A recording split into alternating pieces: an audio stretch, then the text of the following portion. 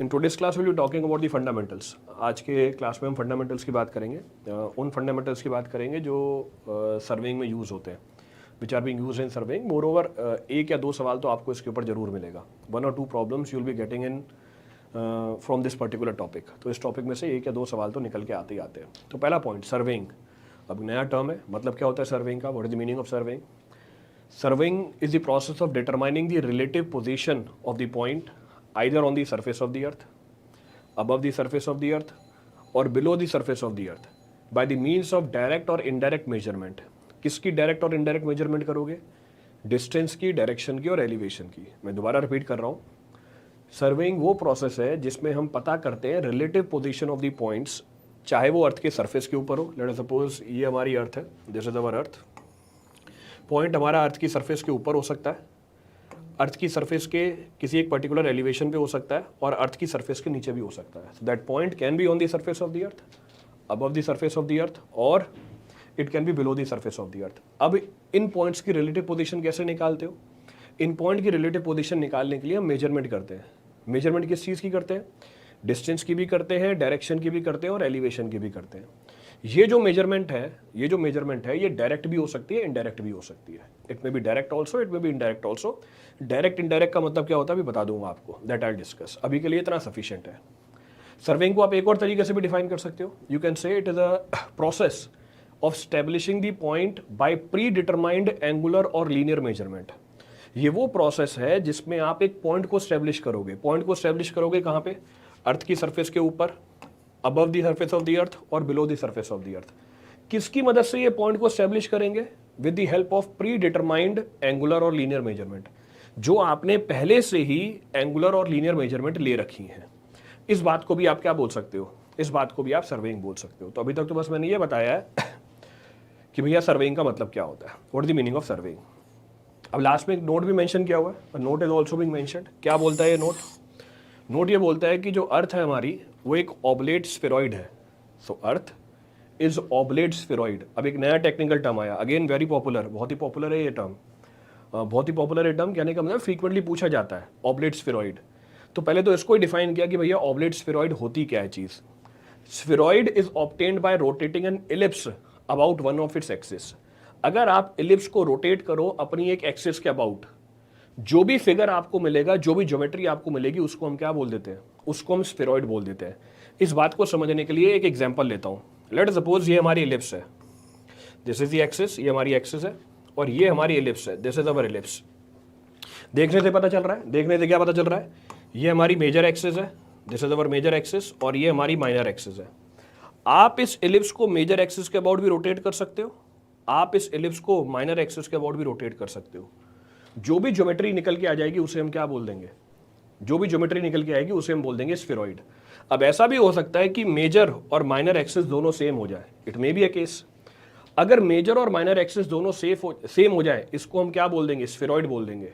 पर अगर मेजर और माइनर एक्सिस सेम नहीं है, इसको हम ऑब्लेट स्फेरॉइड बोल देंगे। This will be technically termed as oblate spheroid. Ellipse in 3D, हाँ बिल्कुल सही बात है, it can be ellipse in 3D। तो एब्सोल्युटली करेक्ट। तो हमारी जो अर्थ होती है वो क्या होती है? हमारी जो अर्थ होती है वो भी क्या होती है? ऑब्लेट स्फेरॉइड होती है। कहने का मतलब ये है, अगर मैंने इसको ऑब्लेट स्फेरॉइड बोला है, इसका मतलब जो अर्थ का डायामीटर है या जो अर्थ की रेडियस है इक्वेटर के अलोंग और पोलर एक्सिस के अलोंग ये डिफरेंट होती है, इट इज डिफरेंट। और वो भी मेंशन करके दे रखी है, that is also being mentioned. क्योंकि जो पोलर डायमीटर है अर्थ का, क्योंकि जो पोलर डायमीटर है अर्थ का वो अप्रोक्सीमेटली 43 किलोमीटर छोटा है। किससे? 43 किलोमीटर छोटा है किससे? इक्वेटोरियल डायमीटर से। So it is approximately 43 kilometre smaller than the equatorial diameter. इसीलिए अर्थ को क्या बोला जाता है? इसीलिए अर्थ को हम बोलते हैं ऑब्लेट स्फेरॉइड। अब ये बात मैं बोलूं, बोलने से ये बात समझ में नहीं आती। अब क्योंकि बोलने से समझ में नहीं आती, इसका डायग्राम देख लेते हैं। So you see the diagram of the earth. अब वो अर्थ बना हुआ है, अब रियल पिक्चर तो है नहीं अर्थ की, बट यहां से भी बात समझ में आ जाएगी। From here also you will be able to understand. ये हमारी अर्थ है। अभी पीछे हमने क्या डिस्कस किया? पीछे हमने ये डिस्कस किया कि अर्थ का जो पोलर डायमीटर है वो छोटा है किससे? इक्वेटोरियल डायमीटर से। तो वो चीज़ मेंशन की हुई है यहाँ पे, दैट इज बीइंग मेंशन्ड, तो वो देख सकते हो यहाँ पे। सो कलर सेलेक्ट किया, लेट सपोज कलर है हमारा रेड, और फिर हमें क्या चाहिए? हमें चाहिए एक स्ट्रेट लाइन। चलो स्ट्रेट लाइन, ये हमारा हो गया इक्वेटोरियल डायमीटर और ये हमारा हो गया polar diameter. So this is our polar diameter. तो जो इक्वेटोरियल डायमीटर है वो कंपैरेटिवली बड़ा है किससे, इसको मैं लिख सकता हूँ, it can be mentioned as DE and it can be mentioned as DP।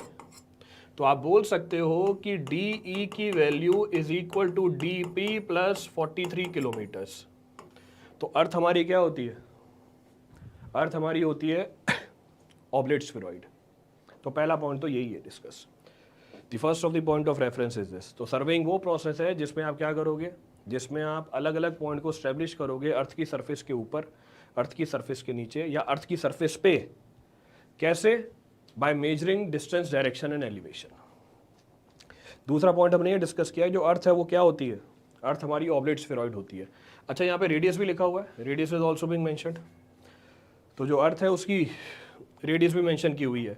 तो ये जो मेजर एक्सिस है और जो माइनर एक्सिस है उसके अबाउट रेडियस लिखा हुआ है। तो अगर आपको डायमीटर निकालना है क्या करना पड़ेगा, अगर आपको डायमीटर निकालना है क्या करना पड़ेगा, if you have to find the diameter, इसका दुगना कर दो, डायमीटर निकल के आ जाएगा, you will get the diameter also. Sir SSC mains के लिए कौन सा टॉपिक इंपॉर्टेंट है सर्वेइंग में, उसको भी बताते चलिएगा। बेटा मेरे को नहीं पता, मैंने एसएससी जेई का मेंस कभी दिया ही नहीं है, मैंने कोई पेपर ही नहीं दिया आज तक। मैंने बस सर्वेइंग पढ़ी है, सर्वेइंग में पढ़ा दूंगा। अब मार्केट में आपको बहुत लोग मिल जाएंगे जो आपको ये बता देंगे कौन सा टॉपिक इंपॉर्टेंट है, उनसे पूछ लेना आप। रेडियस है 6370 किलोमीटर। 6370 के जो किलोमीटर है वो जो आपने रेडियस बताई है वो एवरेज बताई है, that is the average radius. तो अगर मैं अर्थ को स्फीयर मान लूँ तो एवरेज रेडियस ही निकल के आ जाएगी, जैसे मेंशन भी यहाँ पे। तो आपने बोला 6370, तो अगर आप मेजर एक्सिस के अबाउट देखोगे कितनी निकल के आ रही है, तो मेजर एक्सिस के अबाउट निकल के आ रही है 6378.137 किलोमीटर। तो ये हमारी मेजर एक्सिस के बराबर है। वैसे अगर माइनर एक्सिस पे देखोगे, माइनर एक्सिस पे देखोगे तो दिस विल बी 6356.752 किलोमीटर। तो ये इसकी माइनर एक्सिस के अबाउट है, this is about the minor axis. तो कहने का मतलब है अर्थ की जो रेडियस है या डायमीटर है इक्वेटर के अलॉन्ग और पोल्स के अलॉन्ग, वो दोनों अलग अलग है, बोथ आर डिफरेंट। चलिए आगे बढ़ते हैं अब। तो next of the point of reference, now since the curvature of the earth is being shown to you, अब क्योंकि आपको कर्वेचर दिखा रखा है, since curvature is being shown, due to the curvature of the earth the surveying is classified into two. दो part में classified है हमारी सर्वेइंग। पहले को बोलते हैं हम प्लेन सर्वेइंग और दूसरे को हम बोल देते हैं geodetic surveying. So because of the curvature of the अर्थ, क्योंकि अर्थ की कर्वेचर आपको सामने दिख रही है, इस कर्वेचर की वजह से हमने सर्वेइंग को दो पार्ट में डिवाइड कर दिया। एक को बोल दिया प्लेन सर्वेइंग, दूसरे को बोल दिया जियोडेटिक सर्वेइंग। अब प्लेन सर्वेइंग और जियोडेटिक सर्वेइंग में फर्क क्या होता है, what the difference between plane surveying, what the difference between geodetic surveying. फिर से आपको एक सवाल मिल जाएगा, आपको you will get one problem on this कि प्लेन सर्वेइंग क्या होती है, जियोडेटिक सर्वेइंग क्या होती है। हाउएवर नाम में मेंशन्ड है। अब क्या फर्क है दोनों के अंदर, पहला, plane surveying is a type of surveying in which the curvature of the earth is not considered. ये वो सर्वेइंग है जिसमें हम अर्थ के कर्वेचर को कंसिडर ही नहीं करेंगे, यानी हम अर्थ के सरफेस को क्या मान लेंगे, प्लेनर मान लेंगे। Will assume the surface of the earth to be planar. Clear है चीज। तो surface of the earth is planar. Sir different 42 kilometre नहीं आ रहा है, बेटा नहीं आएगा क्योंकि वो रेडियस है। मैंने डिफरेंस डायमीटर में बताया था, मैंने जो डिफरेंस बताया था वो डायमीटर में बताया था, लिखा था रेडियस यहाँ पे, क्योंकि मैं मान के चला था कि रेडियस और डायमीटर में तो रिलेशनशिप आदित्य यादव को पता ही होगा। इतना मैंने अजम्पशन ले ली, वो भी मेरी गलती है। तो वहां पर भी मैं गलत हो गया कि सर डिफरेंस तो 42 किलोमीटर आ ही नहीं रहा। तो भाई मैंने तो रेडियस लिखा है, ये डायमीटर में डिफरेंस बताया था, तो मेरी गलती है, मैं एक्सेप्ट करता हूं, ये मेरी गलती है, मेरी एक्सेप्ट करता हूं मैं ये। तो मैंने ना वो रेडियस लिखा था यहाँ पे, जो पीछे वैल्यू बताई थी वो रेडियस की बताई थी, और डिफरेंस जो बताया था मैंने आपको, वो डिफरेंस मैंने बताया था डायमीटर के अंदर, और रेडियस जो होती है हमारी वो डायमीटर बाय 2 होती है। ये मैं बताना भूल गया था, this I have missed out. तो r जो है वो d/2 है और d is equal to 2r। तो वो मेरे से गलती हो गई, मैं ये बताना भूल गया था, this was missed for my part. अगली बार से मैं ध्यान रखूंगा ये, I will keep this in mind from the next time कि मेरे को ये पॉइंट भी बताना है यहाँ पे, I have to discuss this point also. चलो आगे बढ़ते हैं, सो विल कंटिन्यू। तो हम बात क्या कर रहे थे, हम बात ये कर रहे थे कि प्लेन सर्वेइंग वो सर्वेइंग होती है जिसमें हम अर्थ के कर्वेचर को कंसीडर नहीं करते, we don't consider the curvature of the earth. हम ये मान के चलते हैं कि अर्थ का सरफेस कैसा है, अर्थ का सरफेस प्लेनर है, so will assume the surface of the earth to be planar. तो आप अर्थ को कैसे मान लोगे, प्लेन मान लोगे, will assume the surface of the earth to be planar. अब एक्चुअल में तो प्लेनर नहीं है, आपने माना, अजम्पशनली, अजम्पशनली इसका मतलब एरर आएगा, it means there will be error involved in your analysis. अब आप इस एरर को घटा कैसे सकते हो, how you can reduce this error, अब हम उसकी बात करते हैं। आप इस एरर को रिड्यूस कैसे करते हो, अब हम उसकी बात करते हैं। एरर तब छोटी मिलेगी जब आप प्लेन सर्वेइंग छोटे एरिया के लिए लगाओ। So plane surveying is suitable to be used for small area of work. तो प्लेन सर्वेइंग हम तब अप्लाई करते हैं जब एरिया ऑफ वर्क छोटा हो। अब आप बोलोगे सर कितना छोटा, इसको जनरली हम कंसीडर करते हैं, इसको जनरली हम कंसीडर करते हैं when the area is less than 250 kilometre square. तो अगर आप अर्थ को प्लेनर मानोगे तब जब एरिया किससे छोटा है, 250 किलोमीटर स्क्वायर से छोटा है, तो आपकी एरर कंपैरेटिवली कम रहेगी। तो अगर मैं 250 किलोमीटर स्क्वायर से ज्यादा एरिया पे भी ये अजम्पशन ले लूं, क्या काम करेगी ये, हाँ काम करेगी, पर उस समय एरर क्या निकल के आएगा, इस समय एरर कंपैरेटिवली ज्यादा निकल के आएगा।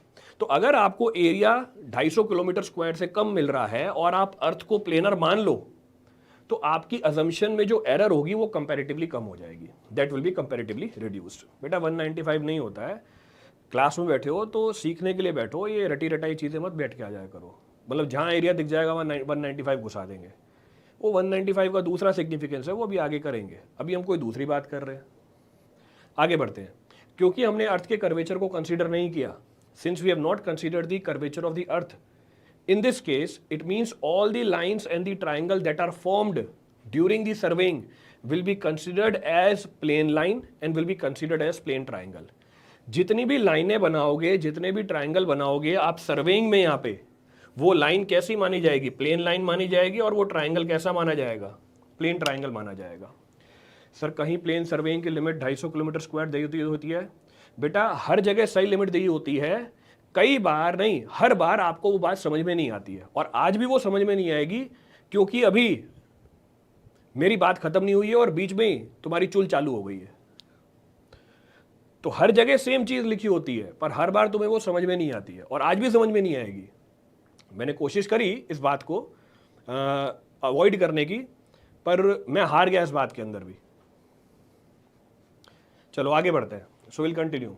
तो प्लेन सर्वेइंग वो सर्वेइंग है जिसमें हम अर्थ की कर्वेचर को कंसीडर नहीं करेंगे, will not consider the curvature of the earth, हम इसको प्लेनर मान लेंगे। दूसरा पॉइंट ऑफ रेफरेंस, अगर हमारा एरिया 250 किलोमीटर स्क्वायर से कम है और मैं अर्थ की सरफेस को प्लेनर मानूं, तो जो एरर होगा वो कंपैरेटिवली कम होगा। प्लेन सर्वेइंग में जितनी भी लाइनें बनाओगे, जितने भी ट्राइंगल बनाओगे, वो क्या माने जाएंगे, वो प्लेन लाइन और प्लेन ट्राइंगल माने जाएंगे। क्लियर चीज। सेकेंड पॉइंट ऑफ रेफरेंस, सबसे इंपॉर्टेंट पॉइंट, प्लेन सर्वेइंग के अंदर जो प्लम्ब लाइन होती है वो मानी जाती है परपेंडिकुलर, आप उसको भी स्ट्रेट लाइन मानोगे, that will also be considered as straight line. So in plane surveying level line is considered to be a straight line और plumb line is also considered to be straight line. हम plumb line को भी straight line मानेंगे और level line को भी straight line मानेंगे, जबकि ये नहीं होती हैं एक्चुअल के अंदर। इस बात को समझाने के लिए, in order to explain this point, we have the diagram available. अब डायग्राम अवेलेबल है आपके सामने। अब प्लम्ब लाइन क्या होती है, तो मैंने एक वर्ड यूज किया, plumb line. Plumb line is the line which is represented by freely suspended plumb bob. तो plumb line is the line which is being represented by freely suspended plumb bob. तो अगर आप plumb Bob को क्या करोगे, freely suspend करोगे, जो उसकी लाइन निकल के आती है उसे हम क्या बोलते हैं, उसे हम बोलते हैं प्लम्ब लाइन। अब एक्चुअल में क्योंकि अर्थ का कर्वेचर है, अगर कहीं पर भी आप प्लम्ब लाइन देखोगे, पहली चीज वो परपेंडिकुलर होगी अर्थ के सरफेस के, it will be perpendicular to the surface of the earth. ये क्या बताएगी आपको, डायरेक्शन ऑफ ग्रेविटी बताएगी। ये हमेशा कहां से पास होगी, ये हमेशा कहां से पास होगी, सेंटर से पास होती हुई जाएगी।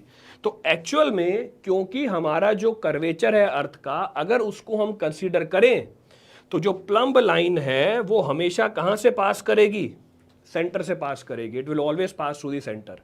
सेकंड पॉइंट ऑफ रेफरेंस, क्या दो प्लम्ब लाइन, ये पहली प्लम्ब लाइन है, ये दूसरी प्लम्ब लाइन है, क्या दो प्लम्ब लाइन आपस में पैरेलल होंगी? नहीं होंगी। These two plumb line will not be parallel to each other. पर प्लेन सर्वेइंग के अंदर क्योंकि आपने अर्थ की कर्वेचर कंसीडर नहीं करी, you have not considered the curvature of the earth, ये अर्थ कर्व्ड है, हमने ये कर्वेचर कंसीडर नहीं करी, तो इस सिचुएशन के अंदर अब जो हमारी प्लम्ब लाइन होती है ये आपस में क्या होंगी? पैरेलल हो जाएंगी, it will be parallel to each other. So in plane surveying the plumb line will be parallel to each other. अब आप बोलोगे सर लेवल लाइन क्या होती है, व्हाट इज लेवल लाइन? इसको भी समझ सकते हो। Level line is the line which is perpendicular to the plumb line. Level line वो लाइन होती है जो परपेंडिकुलर हो किसके? हमारे प्लम्ब लाइन के। इस बात का मतलब ये हुआ कि आपको हमेशा लेवल लाइन कैसी मिलेगी? This is the level line, ये हमारी लेवल लाइन है। तो क्या लेवल लाइन एक स्ट्रेट लाइन है? लेवल लाइन भी एक स्ट्रेट लाइन नहीं होती है, पर क्योंकि आपने अर्थ की कर्वेचर को कंसीडर नहीं किया तो आपकी लेवल लाइन भी कैसे निकल के आई? लेवल लाइन भी स्ट्रेट लाइन निकल के आई। तो प्लेन सर्वेइंग में हमारी जो लेवल लाइन है और जो प्लम्ब लाइन है दोनों क्या होती हैं? दोनों स्ट्रेट लाइन मानी जाती हैं। और जो प्लम्ब लाइन है they are considered to be parallel to each other at different points. Level line is same as horizontal line in case of plane surveying. हाँ बिल्कुल सही बात है, पर मैंने अभी हॉरिजॉन्टल लाइन बताई नहीं है। आपने सवाल पूछ लिया इसलिए मैंने हाँ बोल दिया। प्लेन सर्वेइंग के अंदर level line is same as horizontal line. पर अभी देखो चालू हो जाएंगे आपके दोस्त, सर हॉरिजॉन्टल लाइन क्या होती है ये तो पता ही नहीं है। इसीलिए हम उतनी ही चीज़ों की बात करेंगे जो अभी के लिए रेलेवेंट हो। आगे अभी डिस्कस करेंगे what is termed as horizontal line. Clear चीज? जियोलॉजी कवर करेंगे? नहीं, जियोलॉजी नहीं कवर करूंगा। बस ये जो इंट्रोडक्शन वाला चैप्टर है ये करके हम खत्म कर देंगे, तो जियोलॉजी कवर नहीं होगी। चलिए आगे बढ़ते हैं। So will continue. तो अभी तक हम बात कर रहे थे किसकी? प्लेन सर्वेइंग की। We were talking about plane surveying. तो प्लेन सर्वेइंग तो हो गया। लेवल लाइन टेंजेंशियली, हाँ लेवल लाइन हर पॉइंट पे टेंजेंशियल होता है प्लम्ब लाइन के। लेवल लाइन हर पॉइंट पे टेंजेंशियल होता है, तो लेवल लाइन हर पॉइंट पे टेंजेंशियल होता है किसके? प्लम्ब लाइन के। तो इसका मतलब ये कभी भी आपको स्ट्रेट लाइन नहीं मिलेगी। So it is not straight line, ये तो अर्थ के कर्वेचर को फॉलो करती है। पर क्योंकि हम अर्थ का कर्वेचर ही कंसीडर नहीं करते इसलिए लेवल लाइन भी क्या हो गई? लेवल लाइन भी स्ट्रेट लाइन हो गई। क्लियर है? चलो अब हम आते हैं जियोडेटिक सर्वेइंग के ऊपर। अभी तक हम किसकी बात कर रहे थे? अभी तक हम बात कर रहे थे प्लेन सर्वेइंग की। अब हम बात करेंगे किसकी? अब हम बात करेंगे जियोडेटिक सर्वेइंग की। So geodetic surveying is a type of surveying in which the curvature or shape of the earth is taken into consideration. Geodetic surveying वो surveying है जिसमें हम अर्थ के कर्वेचर को कंसीडर करेंगे। इस बात का मतलब क्या हुआ? इस बात का मतलब ये हुआ कि जितनी भी लाइन अर्थ की सरफेस के ऊपर लाई करेंगी वो सारी की सारी कैसी लाइन होंगी? वो सारी की सारी कर्व्ड लाइन होंगी। तो ये हमारी कर्व्ड लाइन है। So these are our curved line. So जितनी भी लाइन अर्थ के सरफेस के ऊपर है वो सारी कर्व्ड लाइन है। प्लेन सर्वेइंग में सारी कैसी लाइन है? प्लेन लाइन है। अब जितनी भी लाइन हमारी अर्थ के सरफेस के ऊपर है वो हमारी कर्व्ड लाइन है, और जितने भी ट्राइंगल हमारे अर्थ के सरफेस के ऊपर है वो सारे के सारे क्या कहलाएंगे? इस बार स्फेरिकल ट्राइंगल कहलाएंगे। So all the triangles on the surface of the earth will be termed as what? Will be termed as spherical triangle. जबकि प्लेन सर्वेइंग में ये ट्राइंगल कैसा था? ये ट्राइंगल हमारा प्लेन ट्राइंगल था। So this was technically termed as plane triangle. तो यहां पर हम अर्थ का कर्वेचर कंसीडर करेंगे, तो जो लाइन बनेगी अर्थ की सरफेस के ऊपर वो हमारी कर्व्ड लाइन है। जो ट्राइंगल बनेगा वो क्या है? वो हमारा स्फेरिकल ट्राइंगल है। अच्छा, जियोडेटिक सर्वेइंग कब करते हैं? जियोडेटिक सर्वेइंग तब करते हैं जब आपको हाईली प्रिसाइज रिजल्ट चाहिए होते हैं। So when high degree of precision is required then you will go for what? तब आप क्या करोगे? तब आप करोगे geodetic surveying. So when high precision is required then you will go for geodetic surveying. Geodetic surveying कौन करता है? जियोडेटिक सर्वेइंग करता है department of national survey of India. तो अगर आपका इंजीनियरिंग सर्विसेज में सिलेक्शन हो जाता है, अगर आपका इंजीनियरिंग सर्विसेज में सिलेक्शन हो जाता है, एक डिपार्टमेंट ये भी है सर्वे ऑफ इंडिया। तो जो सिग्निफिकेंट पॉइंट्स हैं हमारी कंट्री के अंदर उनको स्टैब्लिश करने के लिए जियोडेटिक सर्वेइंग की जाती है। For that we go for geodetic surveying. Clear है चीज? चलो next point of reference. Now क्यों हम सिग्निफिकेंट पॉइंट्स के लिए ही जियोडेटिक सर्वेइंग करते हैं? पहली चीज, जियोडेटिक सर्वेइंग करने में टाइम और कॉस्ट ज्यादा लगेगा या कम लगेगा? जियोडेटिक सर्वेइंग करने के अंदर टाइम और कॉस्ट ज्यादा लगेगी कम लगेगी? अगर मुझे जियोडेटिक सर्वेइंग करनी है तो टाइम और कॉस्ट क्या लगेगा? ज्यादा लगेगा। अब टाइम और कॉस्ट ज्यादा लग रहा है, पर इससे फायदा क्या निकल के आता है, हम उसको समझते हैं। तो आपने टाइम और कॉस्ट तो ज्यादा लगा दिया, पर इससे एडवांटेज क्या है, इस बात को समझने के लिए हमारे पास दोबारा से स्टैंडर्ड रिजल्ट होना चाहिए। क्या स्टैंडर्ड रिजल्ट होना चाहिए? स्टैंडर्ड रिजल्ट ये बोलता है कि ये हमारा अर्थ का सरफेस है, this is the surface of the अर्थ। तो मैंने आपको अर्थ की सरफेस बना के दिखाई, तो अर्थ की सरफेस बना के दिखाई। अगर आप कोई सी भी लाइन कंसीडर करोगे अर्थ की सरफेस के ऊपर, तो अगर आप कोई सी भी लाइन कंसीडर करोगे अर्थ की सरफेस के ऊपर, ये हमारी लाइन है अर्थ की सरफेस के ऊपर, ये लाइन कैसी होगी? अगर मैं कोई सी भी लाइन कंसीडर करूं अर्थ की सरफेस के ऊपर, एक ऐसी लाइन है, कर्व्ड लाइन है, दिस इज कर्व्ड लाइन। अगर ये कर्व्ड लाइन 12 किलोमीटर लंबी है, if this curved line is of size, तो अगर ये हमारी कर्व्ड लाइन 12 किलोमीटर लंबी है, ये सिर्फ 1 सेंटीमीटर बड़ी होगी करस्पॉन्डिंग कॉर्ड से।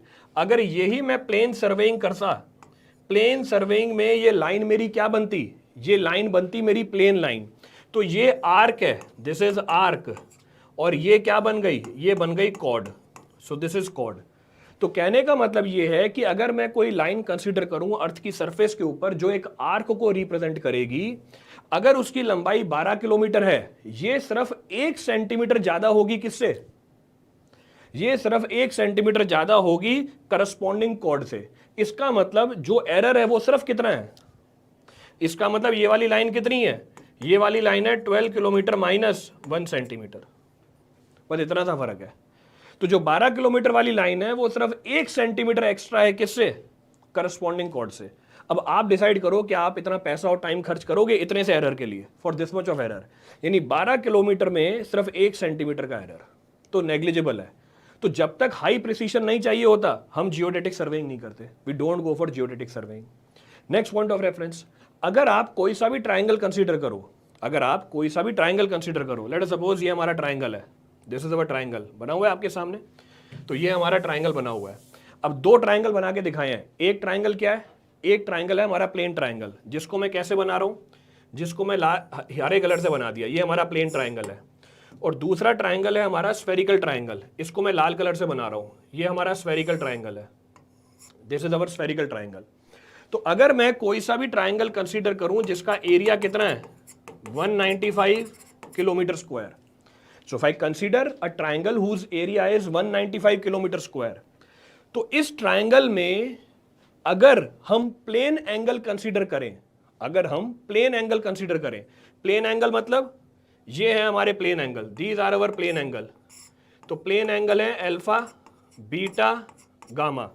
और अगर मैं कंसीडर करूं spherical angle, these are our spherical angle, let us suppose A, B, C. तो अगर मैं एक ट्राइंगल कंसीडर करूं जिसका एरिया 195 किलोमीटर स्क्वायर है, in this case the difference in the summation of the angles, यानी आप बोल सकते हो alpha plus beta plus gamma minus A plus B plus C is only equal to 1 second. इन दोनों ट्राइंगल के angle के बीच का समेशन सिर्फ कितना है? सिर्फ 1 सेकेंड का है। तो difference is only of what? 1 second. तो इतना सा फर्क है, the difference lies of only 1 second. तो अब ये आपके ऊपर डिपेंड करता है कि आपको जियोडेटिक सर्वेइंग करनी है या प्लेन सर्वेइंग करनी है। You have to go for geodetic surveying और प्लेन सर्वेइंग। तो जो वो 195 कर रहे थे भाई, वो ये है एरिया, इस पॉइंट का सिग्निफिकेंस था 195।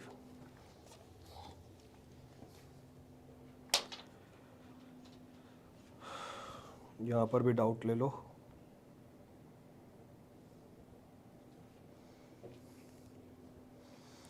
सर अब क्लियर हुआ है ये, चलो बढ़िया, अब क्लियर हो गया तो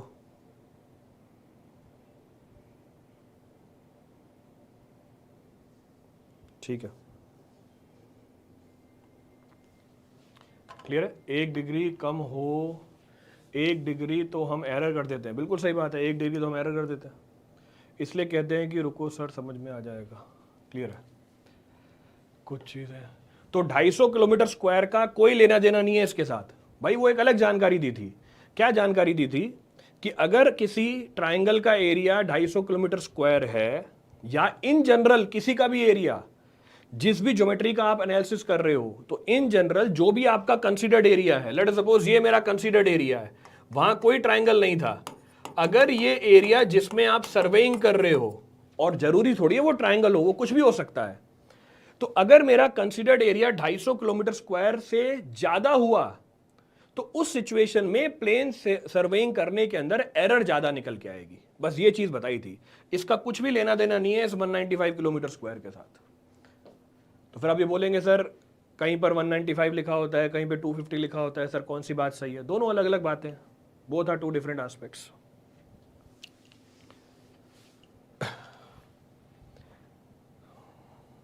सर आर्क लेंथ 18 किलोमीटर में 15 mm डिफरेंस है। फिर से मेरी गलती है मेरी गलती है, मैं ये बताना भूल गया, मतलब मैं भूल जाता हूं हर बार कि देखो अगर 12 किलोमीटर में 1 सेंटीमीटर का फर्क है, तो अब ये पूछ रहा है कि सर 24, कहीं पर ये लिखा होता है कि 24 किलोमीटर में सर 2 सेंटीमीटर का फर्क है। हाँ ये मेरी गलती है, मैं बताना भूल गया कि देखो कि अगर 12 में 1 है तो 12 इंटू 2 बोले तो 24, वैसे ही 1 इंटू 2 बोले तो 2 सेंटीमीटर। उसी तरीके से 12 इंटू 1.5 बोले तो 18 किलोमीटर, तो यहां पर 1 इंटू 1.5 बोले तो 1.5 सेंटीमीटर। सर कहीं कहीं पर यह भी लिखा होता है कि अगर 1.5 किलोमीटर लंबी आर्क हो तो उसमें सर 1.5 सेंटीमीटर का फर्क होता है। सर कौन सी बात सही है? सर आपने तो ये बताया, ये वाली बात सही है या ये वाली बात सही है? अभी ऐसा भी आ जाएगा कि सर कहीं कहीं पर तो सर ऐसा लिखा होता है, तो वो मेरी गलती है, मैं ये बताना भूल गया आपको, इट इज माई मिस्टेक, तो मैं अपनी गलती एक्सेप्ट करता हूं। तो कहीं कहीं पर ऐसा भी लिखा होता है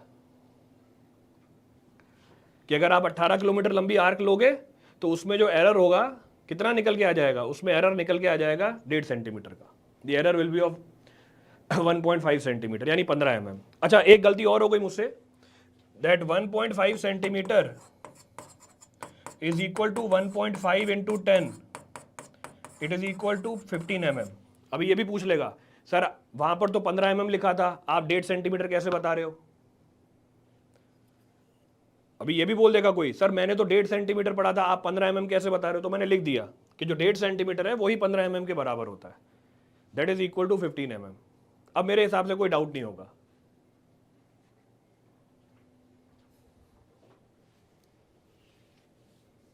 क्लियर है?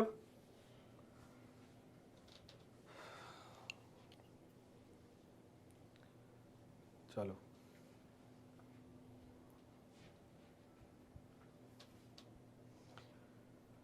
तो in today's class we have discussed what?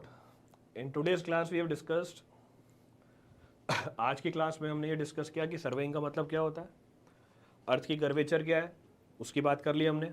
Then we have talked about, फिर हमने बात करी कि सर्वेइंग दो तरह की है, प्लेन सर्वेइंग है, जियोडेटिक सर्वेइंग है, और प्लेन और जियोडेटिक सर्वेइंग में क्या फ़र्क होता है, what the difference between the two, कब आप प्लेन सर्वेइंग कंसिडर कर सकते हो, कब आप जियोडेटिक सर्वेइंग कंसिडर कर सकते हो। तो ये 2-3 बातें हमने डिस्कस करी हैं। तो आज के लिए इतना सफिशिएंट है, कल से आपकी लंबी क्लासेस चालू हो जाएंगी फ्रॉम टुमारो। कल आपका पहला चैप्टर निपटा दूंगा मैं, I will try to finish the first chapter tomorrow. चलिए thank you everyone. 12 kilometre length plane में है या, अच्छा ये एक और पूछ रहा है कि 12 किलोमीटर लेंथ प्लेन में है या जियोडेटिक में है। अरे प्रभु डायग्राम बना के भी दिखाया था मैंने, कहाँ बनाया था डायग्राम? ये 12 किलोमीटर लंबी मैंने आर्क बनाई, तो भैया आर्क कहाँ कंसीडर होती है? ये देखो ए बी, इसका नाम ये भी ए बी है, तुम पहुंचोगे नहीं जेड तक कभी, ए बी रहना तुम। अगर मैंने 12 किलोमीटर लंबी आर्क कंसीडर करी है, ये आर्क प्लेन सर्वेइंग में है या जियोडेटिक सर्वेइंग के अंदर है? सर क्वेश्चन कहाँ कराओगे? क्वेश्चन मैं उधर कराऊंगा, क्या कहते हैं उसे, क्या नाम है उस ग्रह का, याद नहीं आ रहा, हाँ मार्स के ऊपर। तो क्वेश्चन कहाँ करेंगे? क्वेश्चन मार्स के ऊपर करेंगे हम। इनडायरेक्ट मेजरमेंट बता दीजिए। इनडायरेक्ट मेजरमेंट का मतलब होता है कि आपको मेजरमेंट तो करनी है डिस्टेंस की, आप मेजर करोगे एंगल की। तो मेजरमेंट करनी है आपको किसकी? डिस्टेंस की, मेजरमेंट करोगे एंगल की। जैसे एग्जाम्पल आपको ये वर्टिकल डिस्टेंस निकालनी है x, आपने क्या मेजर किया, ये थीटा मेजर किया और ये वाई मेजर कर लिया, तो एक्स निकाल सकता हूं मैं, I can measure the value of x. तो एक्स कितना हो जाएगा, x is equal to y tan theta. तो आपने ये एक्स डायरेक्टली मेजर नहीं किया, एक्स कैसे मेजर किया, इनडायरेक्टली मेजर किया। You have measured the value of x indirectly, इसको इनडायरेक्ट मेजरमेंट बोल देते हैं। क्लियर है? चलो सफिशिएंट है आज के लिए, बाकी अब कल की क्लास में करते हैं।